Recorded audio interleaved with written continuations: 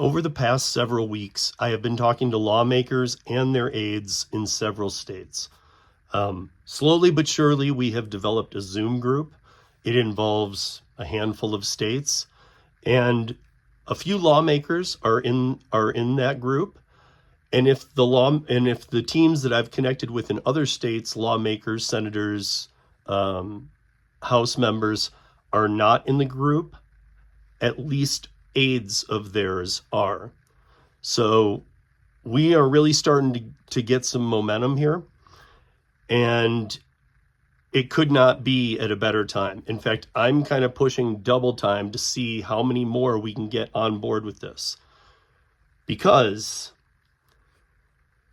over the next 6 months to 9 months, but over the next 6 months, some maybe sooner than even 6 months, there are going to be big changes to many states. Now, when I say I've already connected with some people, that does not mean that all of the states that are going to be having some big changes regarding gig app platform work, not traditional independent contractor work, specifically gig app platform work, Doordash, Uber Eats, Uber, Lyft, Instacart, all of them, you name them.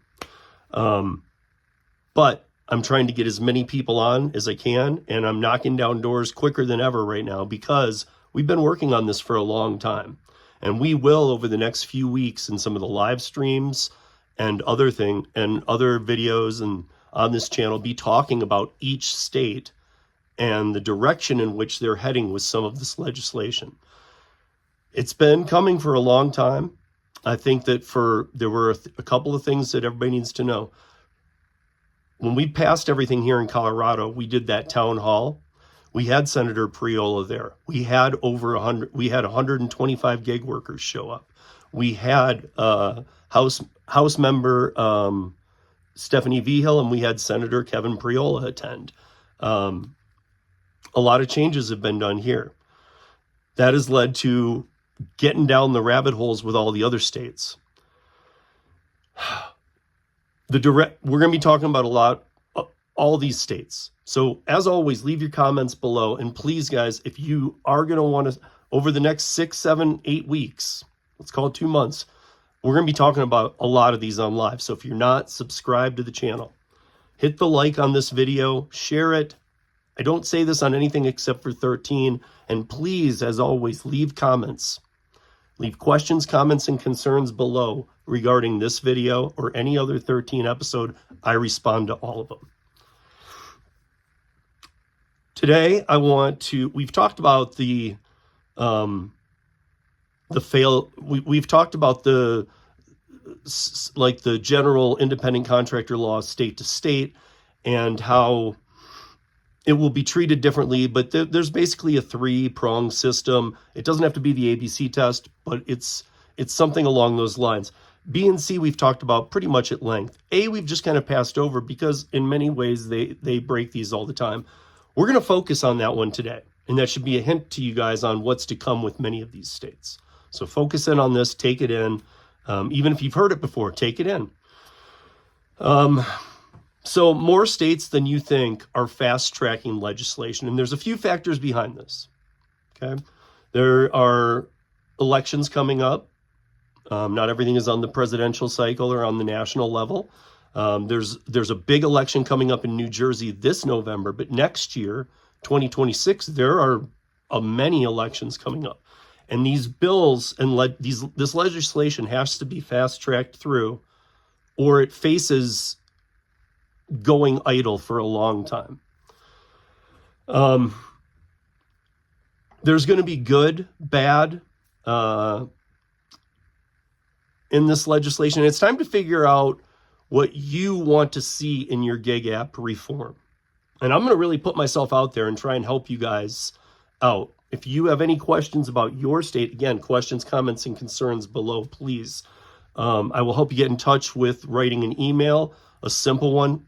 Won't take you more than 5 minutes of your time. I will get the right people that need to see those, and I'll also check to see if we're already in touch with those people. So expect a lot of things to be coming up. But the gig app reform is going to be an amazing gauge for all of you gig app platform workers, whether part-time or full-time. Both will be affected. In every state that there's legislation, both will be affected. So I had a little challenge for you guys. Make a list of what you love about the gig economy, what you don't love about the gig economy, how long you've been in it, and, like, what has changed during your time in it that you need to see change back, or that you need to see a reform of some kind in. And that's just for you. If you want to share it with me, Steve at Rideshare Rodeo, shoot me an email. I will respond. And I'm happy to read your list, and I'm happy to keep them anonymous. So don't worry about that. But that list is, even if you write it for yourself, it's going to be very important, because when the legislation passes, you should write that list out today and put it in a drawer. When your legislation in your state passes, it's time to pull that list back out. Because if your needs, wants, desires, pros, cons, all of that just don't metric together and aren't meshing, you should go with your original list. And I will just straight up tell you, it would probably at that point be wise to immediately look for other opportunities. They can be traditional independent contractor, of which I have a ton of experience, or they can be other gig apps, whatever, maybe ones that go under the radar. It will depend on your state. But your list should be, don't draw up your list when the legislation happens. Draw it up now. Because if it doesn't, here's the thing about legislation. We all hoped it wouldn't happen, right? The gig apps lied to the states lied to the gig apps, the gig rideshare gave rides to medical needs and voting and elderly and things like this, and that got them this, and briefcases of money have exchanged hands to let fake autonomous operate in your city while they're testing. So there's so much corruption going on, but finally there needs to be some surrender. It's been going on for a decade now, where lawmakers have agreed to things with gig apps, they don't fulfill it, vice versa, they don't fulfill it, all kinds of corruption. And now we're coming down to, it has to be reformed. We can't get through another voting cycle without some reform here. And what always drives reality to make these things happen? This is the biggest point today. Money. So the states are, at this point, losing tons of money without the legislation. I'm going to keep it at that because I only have so much time today. But we will be discussing that as we discuss each state throughout the next several weeks. Welcome to 13. Again, please leave all your questions, comments, concerns below.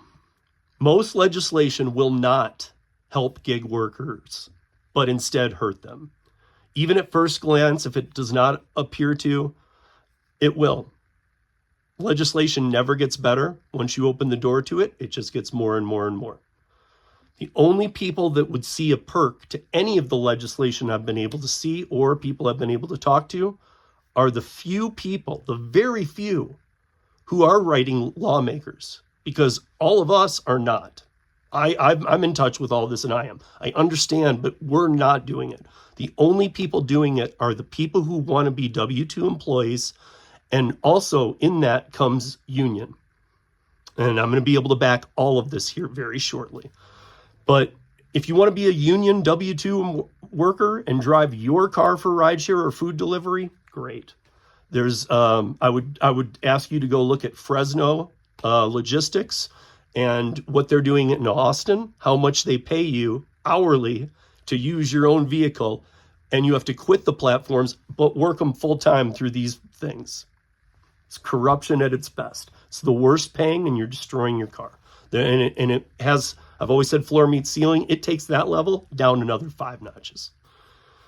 We have talked about the second and third part ad nauseum, like I said, of the ABC test, as we'll call it today.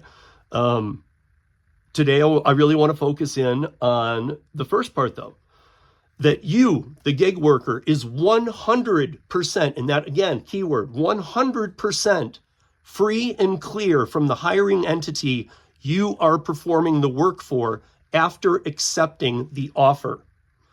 So any gig platform saying, hey, DoorDash, Uber, whatever, saying, hey, look, here's an offer. Do you want it? Once you accept it, that's your client. The client is going through you, and they have only been a dispatch system. And I'm not just saying that from opinion. That is now a defined fact. They are only a dispatch system. So that's not their client. You now can use any third-party apps you want. You can use any mapping you want. You can take any direction you want.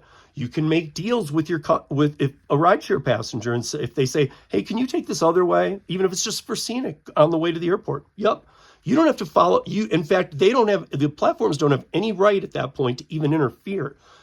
So that has to end. So what else do we got here?